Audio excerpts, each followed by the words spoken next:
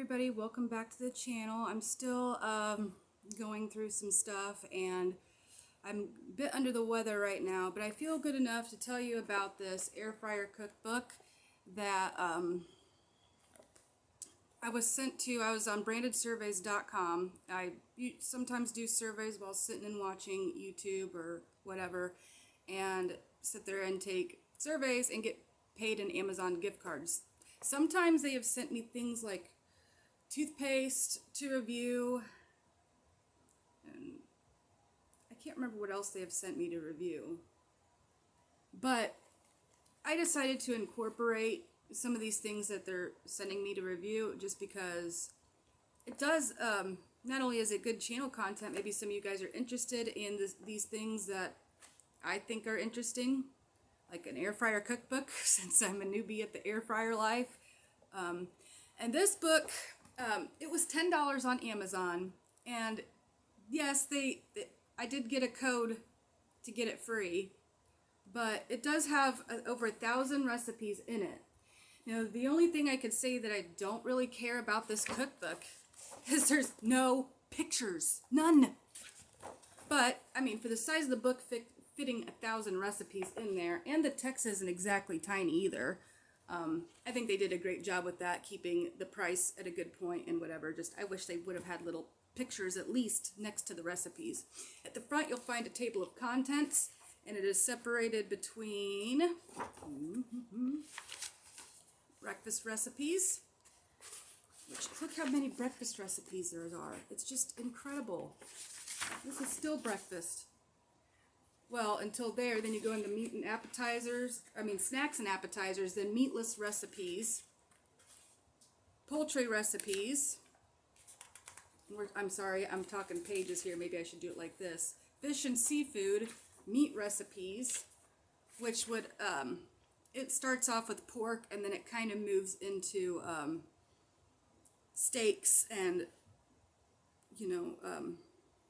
I think I've seen some with shrimp in here, but that might be a mistake. Maybe I got it mixed up with the seafood because that's right on that page. Yeah, it's ending off with like steak and ground beef. Vegetable sides is another category. Lunch, which obviously you could use the breakfast or lunch for dinner too, or the dinner for lunch, or however you want to do it. And then sweets. So those are pages of tables of contents, let alone the actual recipes. But I did dog hair a recipe. It's simple. I didn't really meal plan this week, and so I don't really have a lot of ingredients to make anything. I knew that this cookbook was coming, and I wanted to wait for it to try it out and pick out recipes and then meal plan after that, since my budget's pretty tight. And our refrigerator is horrible here. So I'm making Friday night cheeseburgers, and I'm going to follow this recipe to the exact degree, although it does, I don't know, I'm going to follow it, see if the temperature's right. If not, I'm going to scratch it. It may be just that one cookbook, but I have noticed, like I have told my mom who's looking at air fryers, she's interested.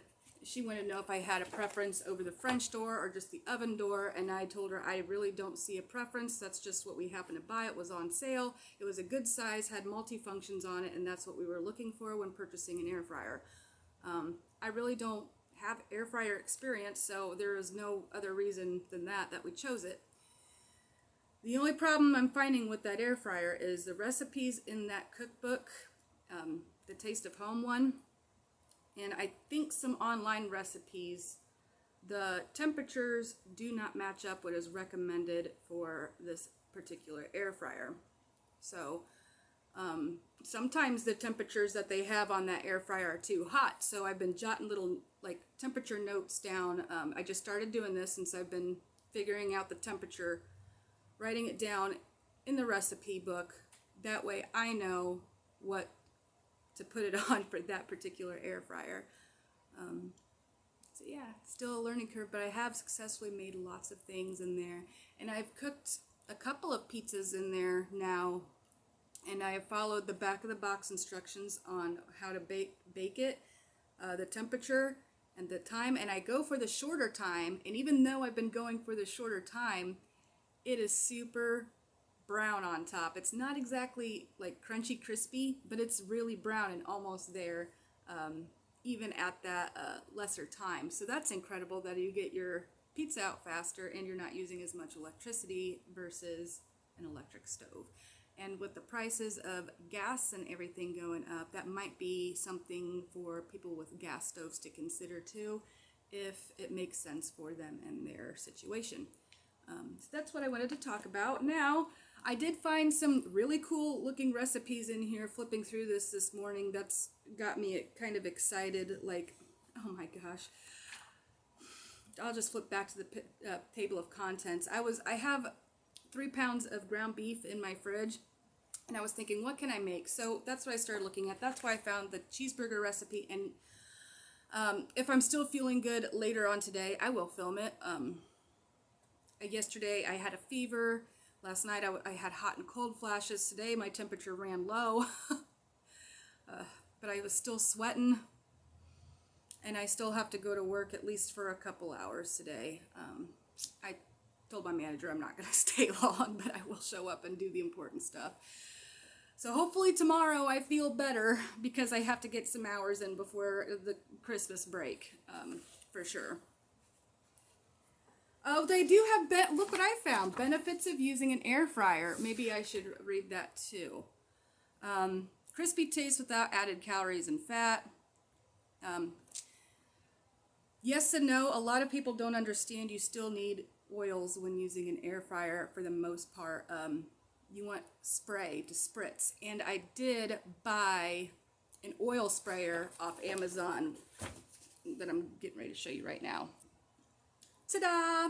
Now this was on sale on Amazon for $6. It is called an oil sprayer, and there's only a couple different designs on Amazon. I'm sure you will have no problems finding this if you just search oil sprayer. This was on sale for $6. It's usually $10, so I got a steal on this oil sprayer. Now I've looked in both Walmarts that I service, and I can't find oil sprayers in there, so I had to go with Amazon. Now I got my avocado oil in here, and that's my oil of choice because it has a higher heat point, which means it won't smoke as quick as other oils, and it's healthy alternative versus like vegetable oil, canola oil, or any of those super processed oils that are like more man-made and less natural. So that's better for your circulatory system, blah, blah, blah, blah, blah. Plus there's added benefits with avocado oil anyway.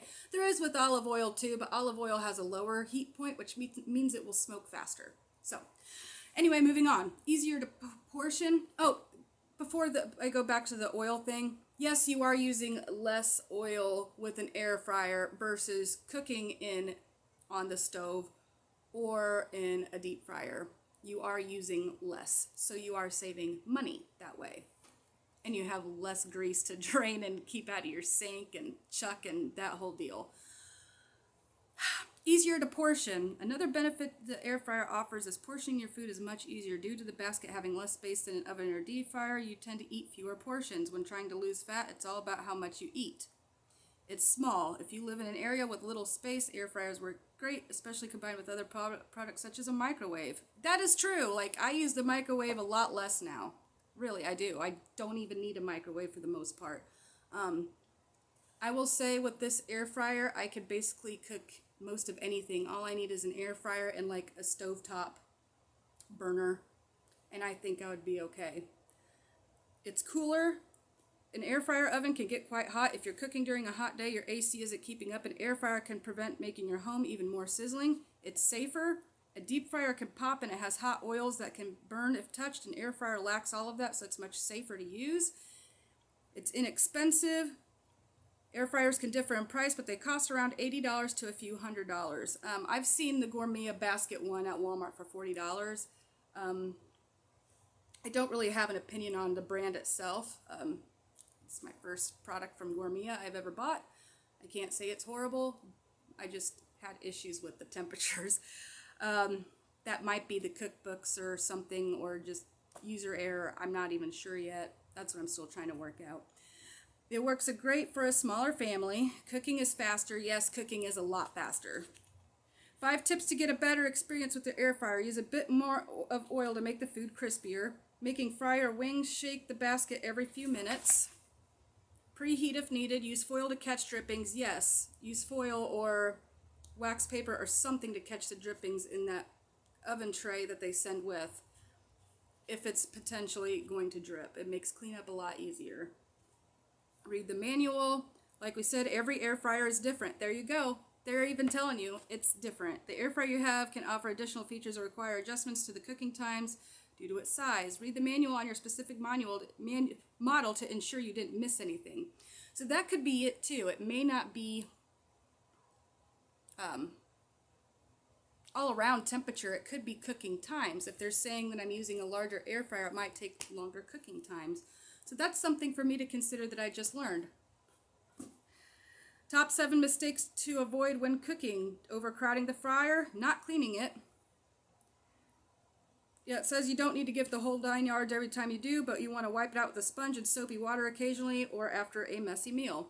I like to take my vinegar and water spray that I clean up around the house with and just give it a quick cleaning. And obviously I clean the trays, the drip tray, and I'm not sitting there scrubbing with a Brillo pad or anything like that. And there is a little bit of splatter up there. But that will come with a deep cleaning, which I did watch a YouTube video that baking soda paste sitting on it overnight really loosens it up and makes it clean. That it's kind of a chore to do when you do deep clean it, but baking soda sitting for 12 to 24 hours really does a great job loosening it up, the grease. Rotating meats or proteins halfway through. I've heard about that when your appliance only has one element. Mine has 2. So if I'm just cooking one thing, I wouldn't have to rotate necessarily. Like most of the time when I've been cooking my vegetables and meats together, I put my vegetables on the lower rack, my meat in the center rack, and I put my vegetables in for a little bit longer just because that's the way I like it cooked. Giving your air fryer space. Yes, you have to give it space around it because it does radiate a little bit of heat. Couple 2 to 4 inches is perfect. Using wet foods. If your food has too much moisture, the air fryer may not get rid of it and your foods may not turn out you want them to. So maybe cooking the vegetables in there like the way I do with some of my stuff is causing failure. But I really haven't had anything failed because I wasn't cooking anything crispy in there at the same time I was cooking the vegetables in there too. So that's something else. Not checking the temperature after cooking. Some foods, especially frozen, may be hot on the inside but undercooked on the inside. Use a meat thermometer on your foods to check the temperature internally before serving. Eating undercooked food, as you probably know, can make you sick. Red meats like venison and beef, lamb, you can obviously cook to rare if that's what you prefer, but they're talking more like meats, fishes, even though fish you can eat sushi and a lot of other cultures eat raw meats, but we're advised against doing that. So, yeah, there you go. Not experimenting and having fun. Yes, guys, this is supposed to be fun. Actually, using an air fryer is pretty stinking fun. I enjoy cooking in it. I enjoy these recipes. The other day, I'm sorry, I was recording on my second phone, and I do not have an SD card for that phone, so I did run out of recording time, so I'm going to pick back up. Yeah, it is fun. Having an air fryer is fun. It is easier. It makes life easier as far as cooking, even though you got, some meal prep involved, and obviously you're still cooking a meal. I don't know, it's just more fun. I don't know, I like the word funner. I'm going to use that word, funner. And, yeah, like I said, there's just so many benefits to it. I have less dishes to wash, pots and pans to wash, I really enjoy having it, and I never thought I would want an air fryer. Let's just put it that way. It is a good tool to have, but I still wouldn't give up, like, stainless steel or cast iron cookware. I still wouldn't. Those are treasures. You could throw them over a fire if you need to. They're always great to have around, no matter what situation you're in. So, yeah, I was going to tell you about some of these yeah, they have like lovely mac and cheese that you can make in there. I saw where you can make a chili. Oh, where was that? Because it was in the beef section because I was trying to figure out what I could make with the little ingredients I have. Where was that? Tacos norteños. And that's got kind of like a cabbage and cucumber and radish mixed to it, which that actually looks pretty good, and I want to try that recipe sometime. I've never had a taco made that style, and I've heard radishes on tacos, and like I've said, I've never tried it. Cal-Mex chimichangas, premium steakhouse salad, beef Brazilian empanadas. There it is, chili con carne galette. And basically you're making it in a, what does it say? I was reading this message. Cake pan, but it would probably have to be like a smaller cake pan, like you're making brownies or something, because how is that going to fit into an air fryer? I don't know. I just thought some of these were interesting. Sriracha short ribs, Italian sausage rolls, coffee rubbed pork tenderloin, pork kebabs with pineapple, Kentucky style pork tenderloin, sage pork with potatoes. Let's flip a couple pages. Almond top trout, quick tuna tacos, sea bass with fruit salad, fresh grouper nicois, however you would say that. I'm pretty sure that's French, and it should be nicois. Tuscan salmon, herb rubbed salmon with avocado, Creole tilapia with garlic mayo, which would be an aioli. Curried chicken legs, cheesy chicken tenders, chicken wings al ajillo, Japanese-inspired glazed chicken, teriyaki chicken bites, Christmas chicken and roasted grape salad. That recipe actually looked really good, the Christmas chicken and roasted grape salad. I saw in the review somebody took a picture of this page, and I noticed that this recipe was on that page, and I thought, wow, that does sound good. Asian style orange chicken, farmer's fried chicken, prosciutto chicken rolls, Mumbai chicken nuggets. I mean, just they're crispy cordon bleu. It's one of Ryan's favorites is cordon bleu. He seems to think they always come pre-stuffed, though, that's what a cordon bleu is, no matter if it's a Kiev or stuffed with cheesy broccoli or something. It's kind of, I'm like, no, cordon bleu is Swiss cheese, ham, and chicken.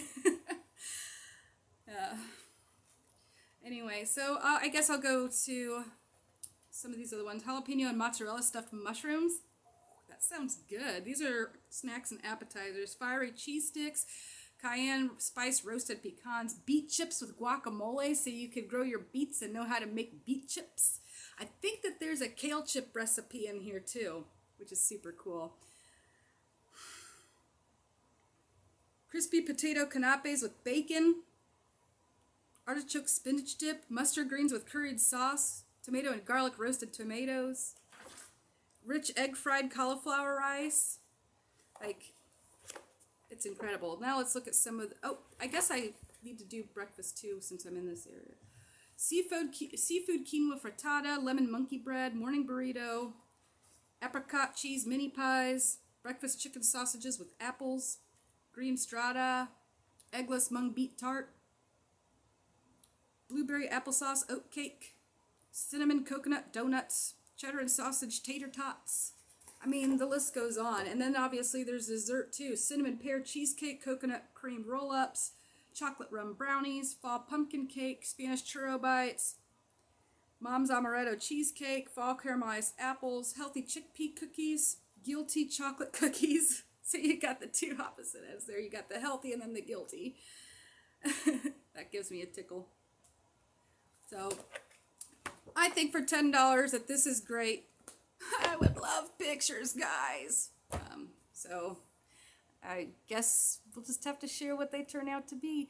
So like I said, I've got to go into work for a couple hours. I'm going to upload this video and finish my coffee, get this uploaded, and if I still feel good at the end of the day, I will show you how the cheeseburger following this recipe book in my air fryer works out. that being said, please keep me in your prayers still. And pray for my family, please. And just, I pray for all of you watchers that you will be blessed and covered in the blood of Jesus, and me as well, my household and yours. And I'll tell you something, even though there's trials and tribulations in life, I love you, and so does Jesus. God bless.